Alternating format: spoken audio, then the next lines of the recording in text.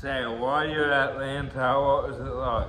Well, it was pretty warm, pretty hot. Now, what happened? A few of us got off the plane, Yeah.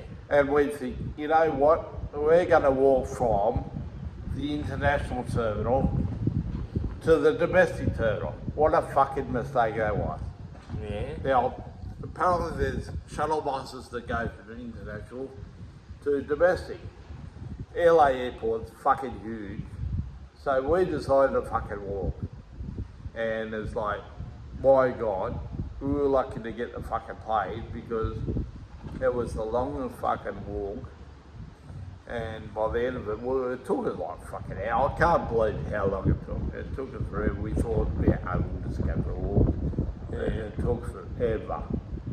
Yeah. And ever. But finally we got there. We landed in Atlanta.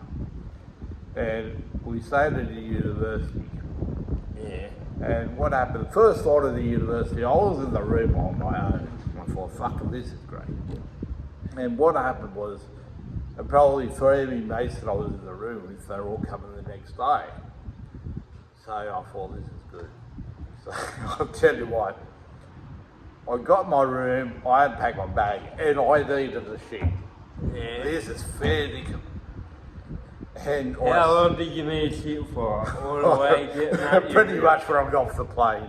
From From that whole long wait you were holding I was it trying to together. hold it, but I went away for a while, and then come back. Yeah, and soon as I got Turtle back, was checking. poking his head out, I was. Yeah. And when I got to my room eventually, I had the shit, and I used so much toilet paper, it clogged up the fucking bowl. Yeah. And I flushed the toilet. You know when you have a lot of paper shoved in there, Yeah. and you flush the toilet, all the Yeah. fucking water comes up. Yeah, because at the top, I Fuck. do that all the time. No. Sometimes I use one toilet while I'm on sitting.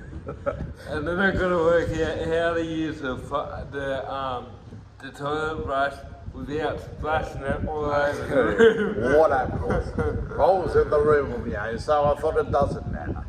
Yeah. So I was sitting on the cover, and then I went downstairs to the reception. I said, "Have you got a plastic bag?" They didn't ask me why, but they said, "Yeah." They said, "How big do you want it?" And I said, "Oh, it feels like a garbage bag." The Titanic. They said, "Here's a garbage bag." So I went there, and I was thinking, "Can I have like a glove, like one of the cleaner's gloves?" Yeah. And and then I went down in my room and I started picking up the toilet paper and shoving it into this bag. And I thought, oh fuck, what am I going to do? And then when I got all the toilet paper out, I tried to flush it and I flushed it. And then I thought, Just the Gregan wouldn't flush. Without the toilet paper, it still wouldn't go down. yeah, so Must have been a big So- one. I held it for a while. And anyway, I had this bag of toilet paper. And Yeah. I thought, what am I going to do with it? So I thought, I'll wait till fucking everyone's asleep. Because I was under on the roof, I don't remember. I didn't want to go and walk around with this bag of fucking toilet paper when people are around. When So- they were in your room. No, they hadn't moved the room because So I had the room on my own for the Did they all first night. come that night? No, they come in the morning. Ah. And then what I ended up doing, I ended up tying up the toilet paper Yeah. bag with it, and I shoved it in one of those bins, in one of the other, I think it was Japan's fucking, where they were staying. So that was kind of alright. Shoved it in Japan's room. No, just in the hallway. In their hallway. Yeah. So they were just toilet paper. So whoever the cleaner was that cleaned that fucking room up, or cleaned that hall up, Hang on, was he Gregan in there with the toilet there was paper? bits of Grogan. Yeah. And then I couldn't get the rest of it, so I ended up going downstairs and I said, "Have you got a plunger?" Yeah. And they said, "Oh, no, what room are you in?" So I told them. So this fucking chick went over the plunger, and she didn't say anything. She just walked in, punched it up, fucking flushed it. Good on her. So that was my first night in the Leeds. So that was a bit of a that was alright. And I thought like couldn't get much better than this, but you know, it was good. I'm glad I was on my own, and yeah, I did have to worry about like walk around with nothing on, and yeah, so that was but no one knew about that, but everyone obviously knows about that now. Are we going live, are we? No, that's all right then. So whoever watches the podcast is going to know about it. Yeah. It was 27 years ago, so And all them Japanese people are gonna get, oh, that's why I always feel shitty. yeah. Yeah. So there you go. So that's a bit of, that was my first line. So I thought I couldn't get much worse than that. Did so. you just go out at night or when the boys were there or anything? After the games, we went around to Atlanta. We went to this bar. Yeah. And it was, I don't know where it was, and I got so fucking drunk. Yeah. And I ended up talking to, I was sitting with this guy, apparently he was a coach of the fucking, he was a coach of a fucking Bulgarian team or something.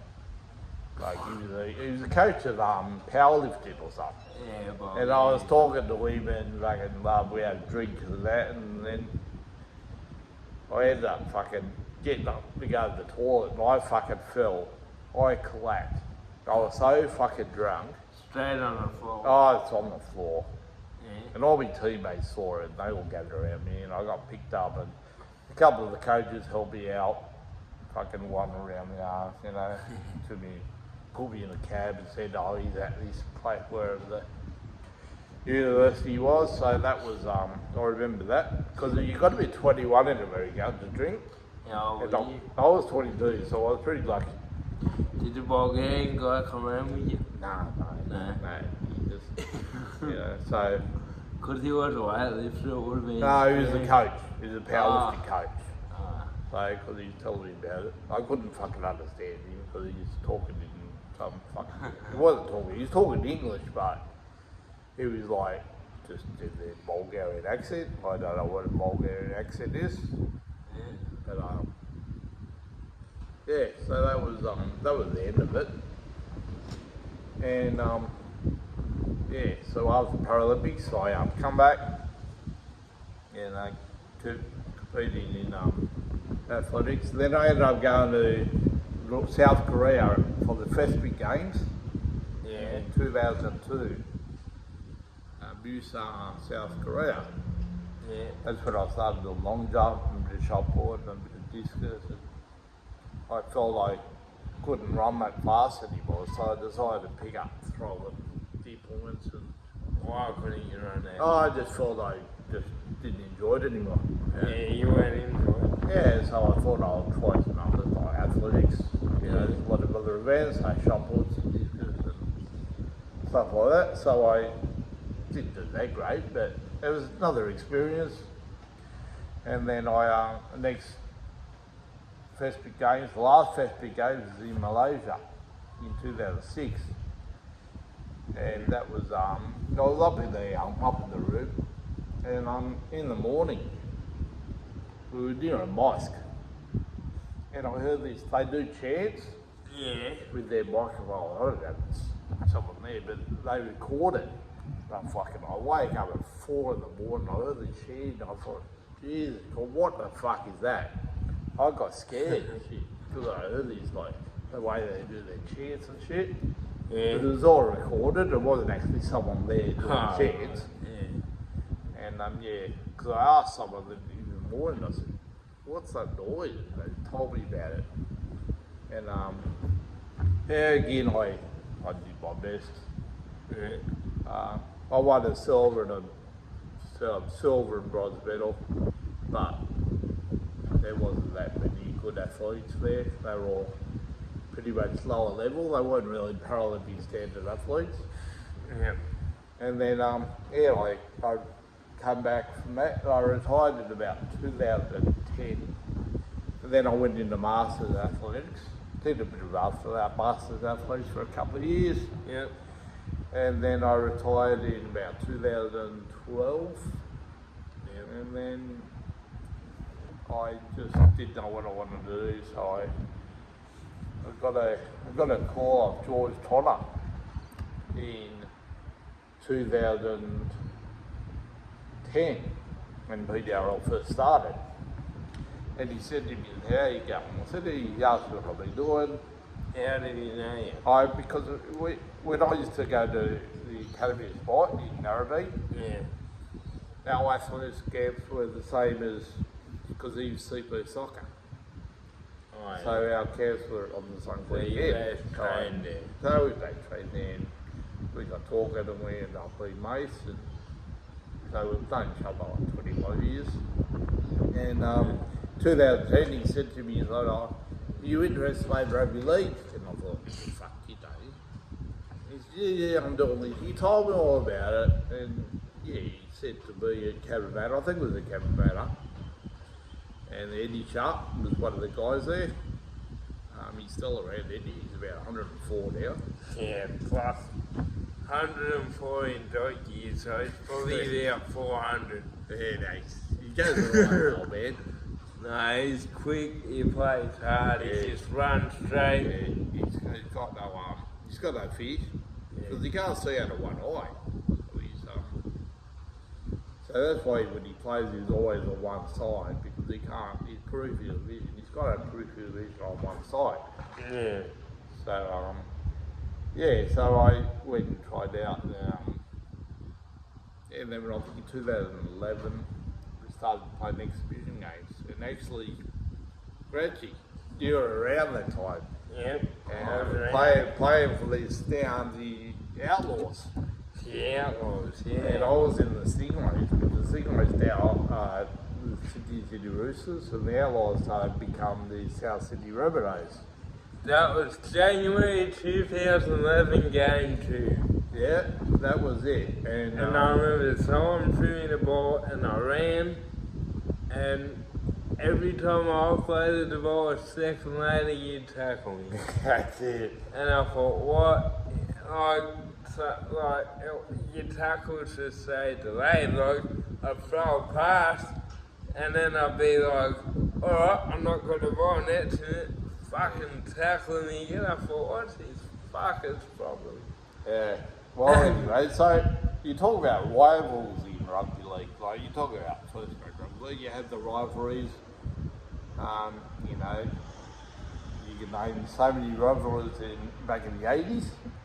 And PDRL had rivalries, and me and GRECHY were probably the first rivalry going into PDRL, and that lasted for quite a while. Didn't you leave how many years later? Yeah, because I remember you just tackled me late, and I got up, and then I said to Dave was the ref, and I said, "What's his problem?" And Dave goes, "I don't know, but line him up next time and just fucking hit him." So I lined you up and just took your legs out. And then after that we went to Ingadine. Yeah. And I think Ingadine... Yeah, those Ingadine Dragons. I was after you and you were after me that whole game. That was it. I think that was the game after. Yeah. And then I remember back at Cabra when you had your mate playing, and I wasn't too keen on your mate either. And I did what you did to me on game 2 when your mate, I lined him up because I just didn't like him. What was his name? Do you remember? Greg? Oh, Greg, yeah. He played as an able-bodied player. Yeah, I thought, fucking this guy. Like, just as shit he was saying, I was like, this guy's starting to shit me. Because I could hear him talking in the dressing room, like just making comments, and I thought, I'm going to smash him on the field, because the shit he's saying is just, I don't know if he's a full kid or not, but... No, well, he sort of is, but he's probably got his own problems, which we don't know what they are. I don't think he's been diagnosed, but anyway, we won't. Anyway, we got on the field, and I had that grade lined up, and he's passed the ball, and I thought, I don't give a shit, I'm just going to smash him anyway. So I grabbed him by the legs, picked him up, dropped him on the ground, and then you come over sticking up to your mate going, you fucking idiot, this is not state of origin. And I said, yeah, you want to go too. Yeah. But that game, that was the Outlaws versus the Stingrays, and Merrick was on that team as well. Yeah, that's right. Merrick was, he played with the, well, apparently me and Merrick were co-captains, but Merrick to me wanted to control everything, so... Merrick was everything, took about everything. Wow. And then he go to George and George is here. Oh, what about this? What about that? And I'm like, shut the fuck up. Yeah. So it was on that day. Everyone just got that angry and wanted to kill each other. Everyone wanted to kill everyone. We wanted to kill the referee too, I think. So, I was after you, and I was after Merrick, and I was after your mate. yeah. I feel like Rambo in fucking Vietnam or something. Yeah.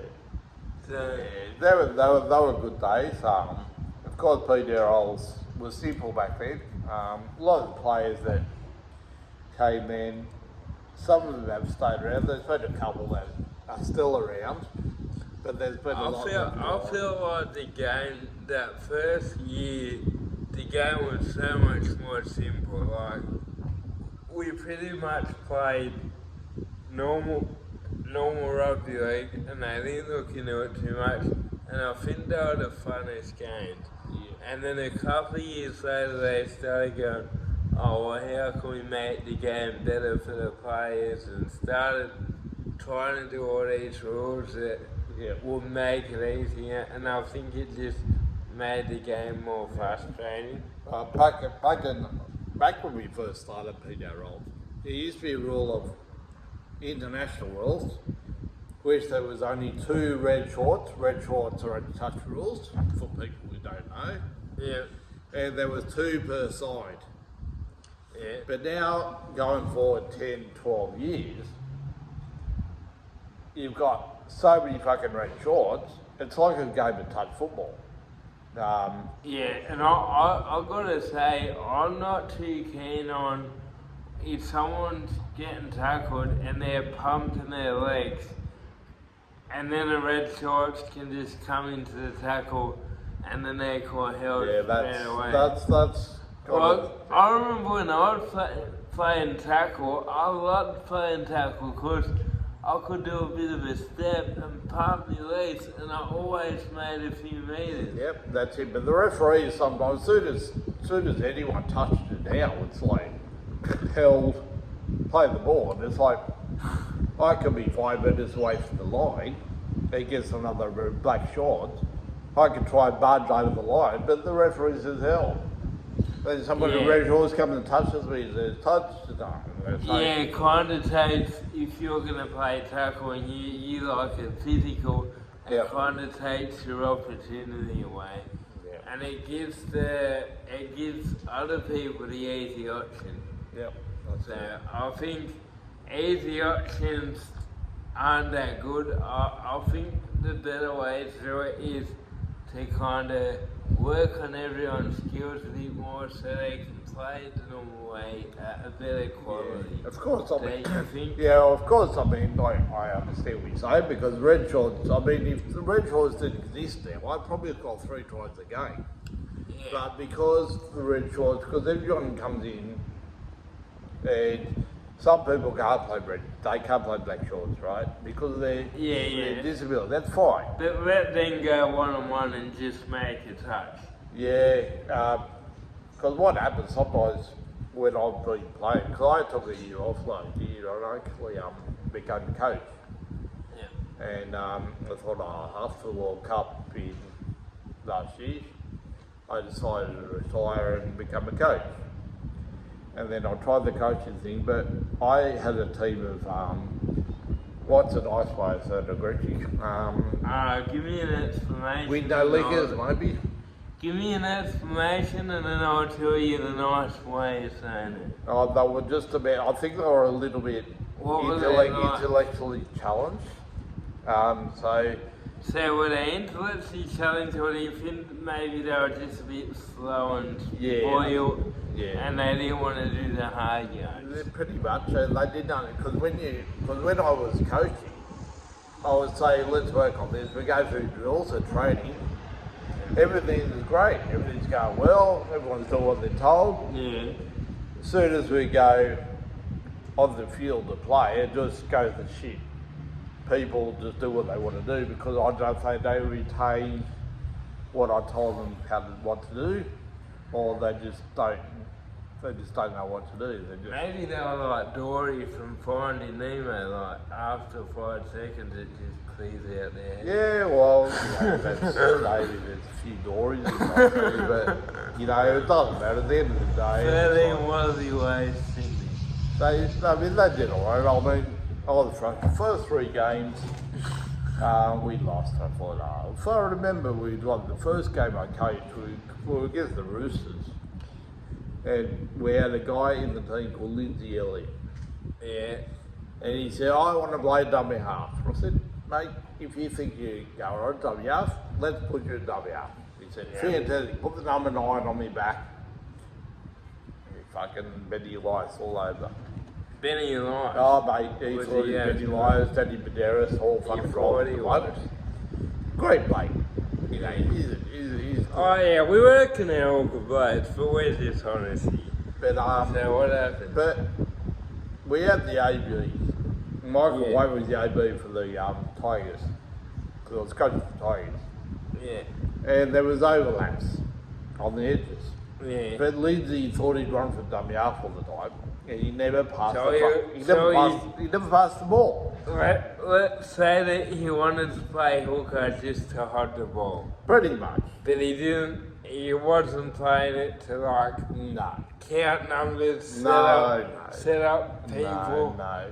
Alright. All he had to do was go from dummy half, get the ball, pass it out to the AB, and the AB will try and put people in the gaps. I reckon that it would be a good option. Like, I'd like to be a coach and get someone as hooker, because I feel like the AB bodies, they pretty much take the hooker and the halfback, and that could make the actual players with disabilities, which this is what the whole league's for, the players with disabilities.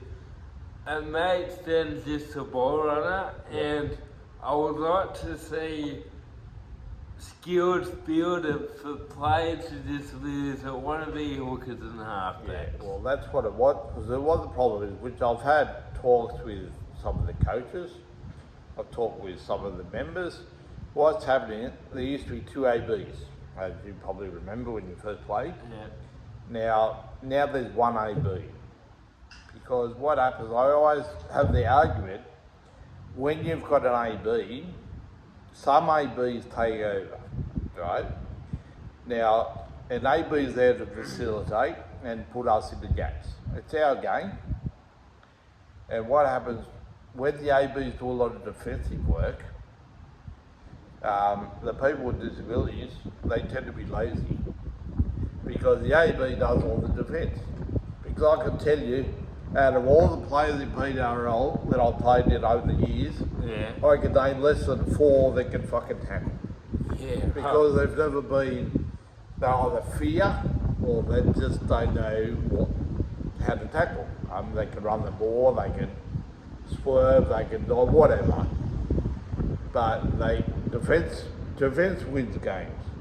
Yeah, that's something a lot of players. I feel like maybe a lot of players have been brought up different than you and me. They haven't got as much independent experience. Maybe they'll be spoiled and a bit that, and they kind of don't want to train hard because everyone's told them that they're good enough the way they are, Yeah, well, I mean, so if you look in life, one is, I believe that if you stay in your comfort zone,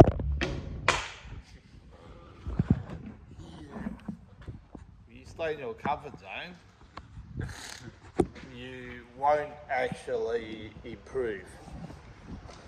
Hold that for